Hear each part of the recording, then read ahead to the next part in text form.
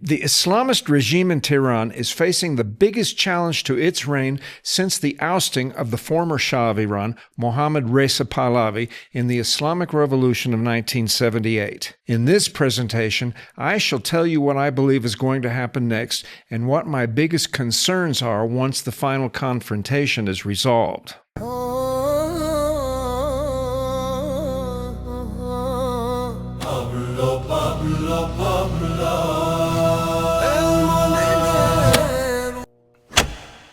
Currently in Iran, there is a popular uprising against the ruling regime. There have been protests against the mullahs in the past, but this one, which began in late December of last year, has by far been the largest and deadliest confrontation between the public and their Islamist government. Iran was already seriously weakened after the so-called 12-day war against Israel and the United States in June 2025. The December protests were precipitated by a sudden decline in the value of the rial, which led to some basic commodities doubling in price overnight. In response to the demonstrations, the Islamic Revolutionary Guard Corps, or IRGC, along with support from other foreign Iranian proxies, have killed an estimated 30,000 protesters and imprisoned an additional 50,000. At the height of the unrest, President Donald Trump offered the United States support and warned the regime of severe consequences if they continued the killing of Iranian civilians. That is where we stand today. So, what is going to happen to the regime? I am convinced that their days are numbered, but my biggest concern is what happens after. When the United States invaded Iraq with the goal of dismembering the government of Saddam Hussein, the circumstances were very different. I don't think that anyone disputes the fact that Saddam was a cruel and ruthless dictator, but the invasion was justified on an apparently false claim that Iraq possessed weapons of mass destruction and, as a result, represented a direct threat to the United States. I think the idea as it was presented to us that, with Saddam gone, Iraqis would see the U.S. as great liberators and then live in peace, have democratic elections, and build monuments to George W. Bush. Clearly, that did not happen. I think history taught us a bitter lesson about toppling dictators and the prospect for Western-style democracies in that part of the world. What remained of Iraq was a chaotic and unstable nation, and our actions left a region of the world increasingly vulnerable to Iran and their goal of ruling the Middle East. In the end, Iraq did not love us, and Iraqis did not name their children George. So, what is different and what is the same about the current situation in Iran compared to Iraq in 2003? Well, I'm so glad you asked. I would say that the biggest difference is that any military effort the U.S. makes there will be in support of a massive popular uprising. I'm not sure that the Ayatollah could survive even without our military assisting in the effort. Iranians are not likely to forget that their government killed 30,000 of its own citizens.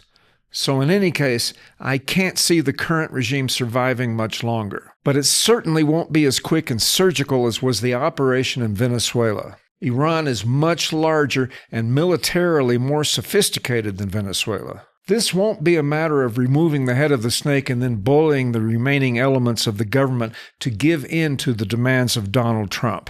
The fanatical Islamist ideology runs deep within the IRGC and within the mullahs who would likely supplant the Ayatollah in case of his demise. Iran is also more important than Venezuela to its Russian and Chinese allies, who have done their best to aid their Persian partners in destabilizing that part of the world. But I don't believe they will get involved. No one came to Iran's aid in the 12-day war, so I can't see anyone seriously interfering here either, especially since the popular support for the Islamist clergy is all but gone. Helping the government quash the revolt would just make enemies out of the surviving public, so the best bet for China and Russia to maintain any influence is to try to make new friends within the next government. A challenge to the U.S. military will be to try to leave as small of a footprint as possible. That won't be easy. As far as I could tell, during the 12-day war, even after suffering humiliating losses, the mullahs never came close to surrendering. They wouldn't commit to giving up their nuclear ambitions, and they wouldn't negotiate on any subject. As soon as the war ended, they used their valuable and scarce resources to rebuild their offensive military capabilities while largely marginalizing the interests of their suffering population.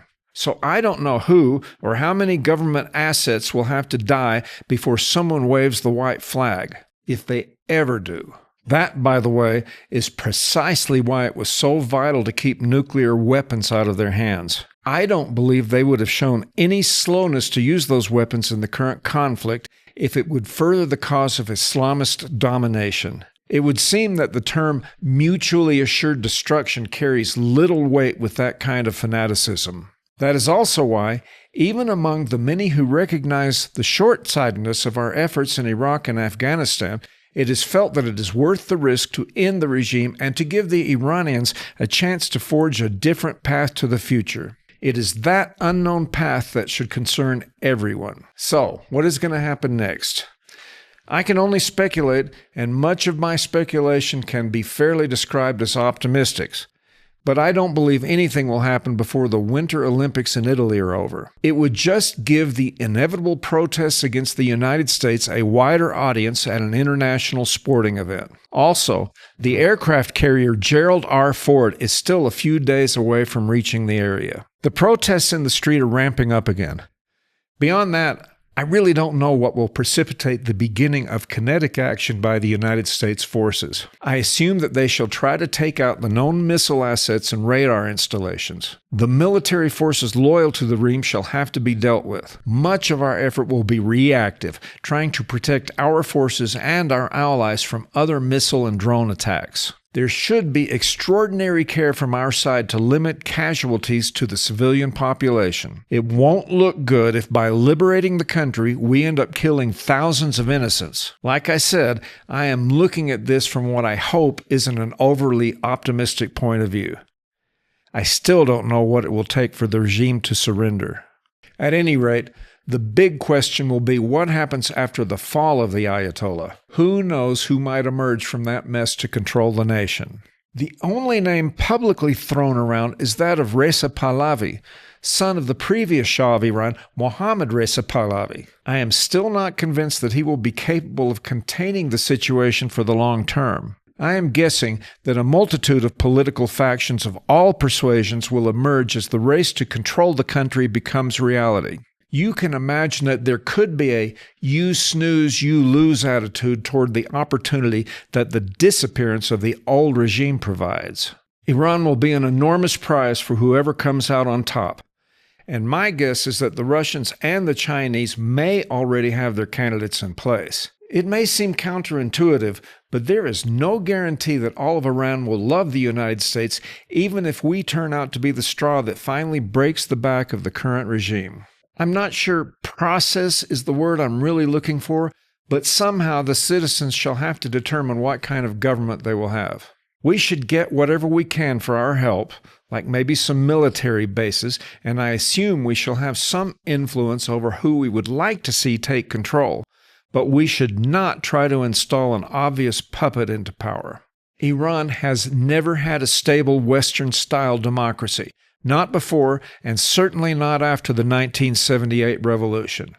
Maybe I'm wrong, but I suspect that some form of authoritarian leader shall have to emerge, and who knows how long that might take. We just have to be hopeful that he isn't hostile to the West. And yes, I said he because, come on, man. Thanks for listening. This is Pablo El Molinero.